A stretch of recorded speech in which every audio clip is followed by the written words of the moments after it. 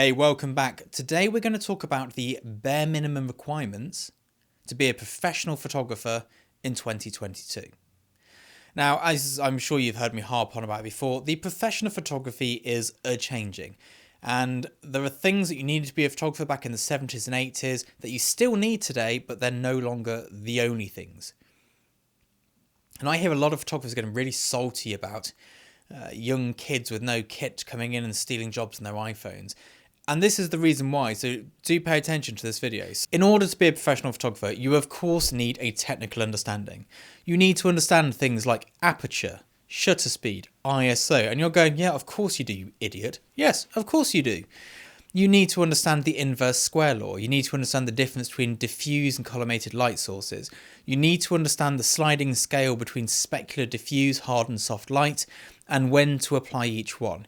You probably, if you're a still life photographer, need to understand the Schimflung principle and how to utilise it with a tilt shift or field camera to get optimal depth of field.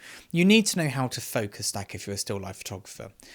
You need to understand lighting. Really understand lighting, because it's all about lighting. Now, cameras, they can do anything and everything. It's all about what you create. Now, that's the very first thing you have to know, and that's a given.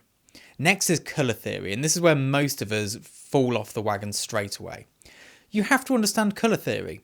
To understand colour theory, you have to read books about art and design. You need to go away and study that until you understand colour theory. If you go, yeah, I'm a wedding photographer, I'm a street photographer, I have no choice in the colour theory. You do. You choose what's in the viewfinder and you choose when you press the button. It is your responsibility to only take the shot when it looks good. And if it doesn't look good, you need to make it look good. Change where you're standing, change the angle, black and white it. Whatever it may be, there is no excuse for poor colour theory in an image. Now, closely linked to colour theory is grading.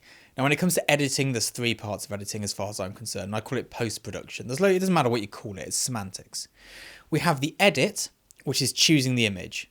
We have the colour grade, which is the contrast, the hues, the luminance, and all that sort of stuff in terms of colours. And then we have the retouching, which is the physical manipulation of the image to change things. You need to understand how to do that. And if, like me, you can't retouch, you need to understand how retouching works so you can ask a retoucher to do it and give them the right assets they require to deliver the image. Now, the last of the baseline things of the very old school days is composition. You need to understand composition, and no, not rule of thirds and leading lines. You need to truly understand composition. And again, you will not learn this in photography. You need to go back to art and design books. This is where you will find the more detailed information on these subjects.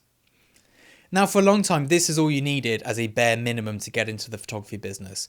But this is no longer the case. And these people who only have this are getting really salty and bitter at younger people who are jumping ahead of them, because this stuff here, yes, you need it to be really good, but not just to make a living. People can skip all of that and use a phone and do a better job than you because they understand aesthetic, trends, and history of art. Understanding what aesthetic is good, what the aesthetic is the client wants and needs, that is important. Understanding the difference between different aesthetics and how to describe them, how to describe verbally what an image looks like aesthetically, that is important because you need to be able to have that communication with the creative team in order to produce the correct image. Understanding trends, and that's not just high street fashion trends, that's trends everywhere.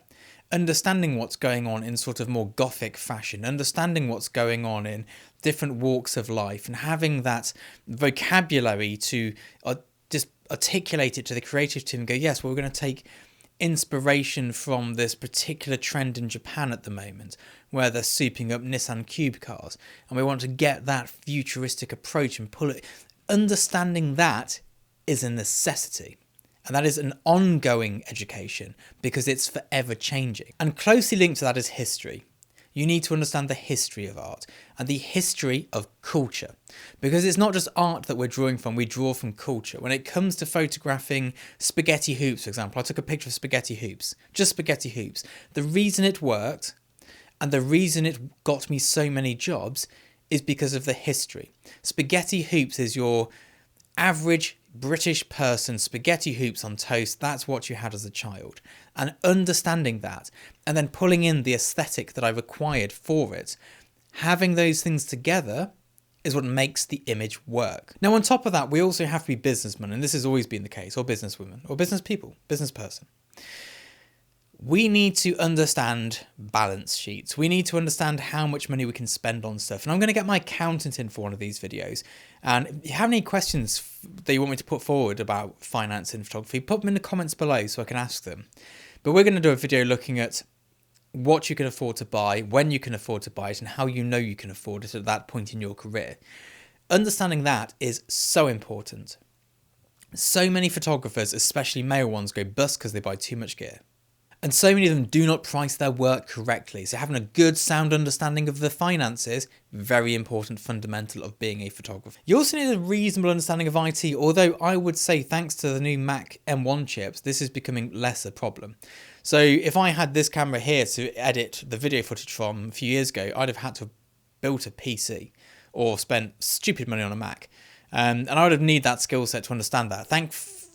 Thankfully, let's not swear, thankfully, I don't need to do that now. I use the M1 Mac Mini over here and out there, and I've got some laptops as well with the same processor. It does everything. You don't need anything better. M1 Mac Mini, if you're doing stills, that is all you need. If you're doing video, I do 6K RAW, but it's only single stream. It edits that as well, so I am good to go with a £1,200 machine. Nice and easy. But you do need to understand how to organise files. You do need to understand how to back up files. So that is still a key skill set. You also need to be good at communication. You need to be a likeable person. And this one here is so difficult because it's hard to become likeable if you're not. Some people are just not pleasant to work with. They're not pleasant to be around. We've had assistants come in and we've just gone, yeah, they're not for us. I think we won't work with them again. Not because they couldn't do the job. They were just they weren't right. Like, they were just socially not the right people to have in the room. Or they're like mood hoovers that just walked into the room, just sucked all the joy out of it. So they don't come back anymore. And it's the same with a photographer. If you're some sort of bitter person and you're like angry at the world, no one's going to want to work with you again, no matter how good your work is. So it's really important to have that good balance and that ability to communicate with people in the appropriate way, not overly formal, not overly candid, and just being able to gauge the situation. So what does that mean your work should look like? Well, I'm going to pop some images up here as a food photographer of what I think the minimum requirement for food photography is in terms of images if you want to make a living from it. Now, it's quite hard to gauge that yourself looking at your own work, but I do, and this is my shameless plug, offer portfolio reviews. If you'd like one, I'll leave a link below. But this is the sort of level of work I think you should be producing by the time you think, yes, it's time to go pro, whilst having the understanding of the other elements. Now, there's, of course, a whole host of other reasons why you should and shouldn't go pro, to do with finances, location, and all the rest of it. We'll cover that in other videos, but if you have any questions on that as well, bang them in the comments below, and I'll see you all next time. Goodbye.